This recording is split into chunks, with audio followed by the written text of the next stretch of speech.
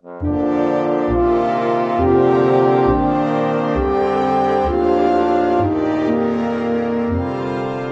bien des Canadiens de moins de 40 ans n'ont jamais pris le train, il fut un temps où les chemins de fer étaient aussi indispensables à ce pays que les autoroutes et les avions le sont aujourd'hui.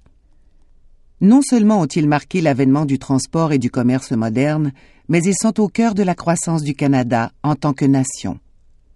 Depuis le tout premier chemin de fer au pays, la Compagnie du chemin à Lys de Champlain et du Saint-Laurent, jusqu'à la création de la Compagnie des chemins de fer nationaux du Canada en 1918, les voies ferrées sont la clé de l'unification du pays. C'est le chemin de fer qui a donné naissance au Canada moderne.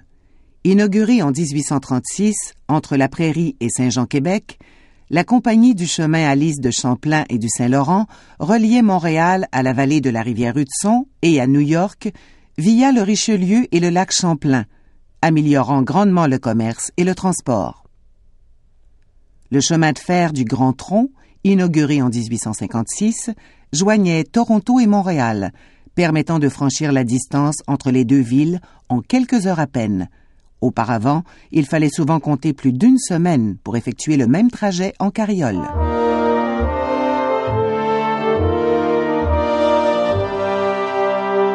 Mais les grands chemins de fer du Canada ont contribué autant à bâtir la nation qu'à stimuler le commerce. La construction de l'Intercolonial Railway, par exemple, était l'une des conditions pour que les provinces maritimes acceptent de se joindre à la Confédération. D'une longueur de quelques 1100 kilomètres, il fut terminé en 1876 et reliait la Nouvelle-Écosse et le Nouveau-Brunswick au Québec et à l'Ontario. Cependant, le Canadien Pacifique, commencé en 1875, mais construit principalement entre 1881 et 1885, afin de relier l'Ontario à la côte du Pacifique, jouera un rôle encore plus déterminant dans l'avenir du nouveau pays.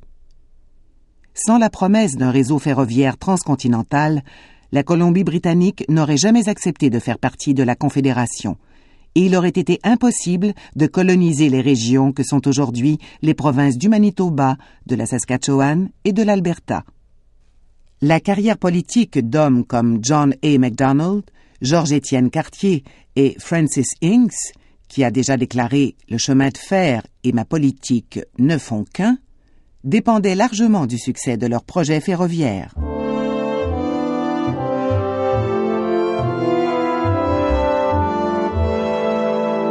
Le Canadien Pacifique était bien plus qu'une simple ligne d'acier.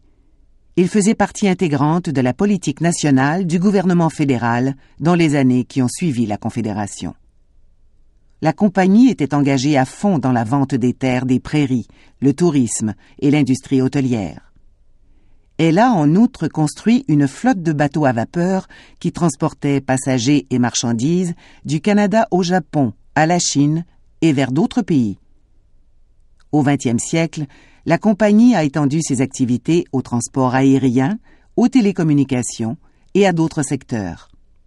De toute évidence, ce sont les chemins de fer qui ont permis au rêve national d'un Canada uni de devenir réalité.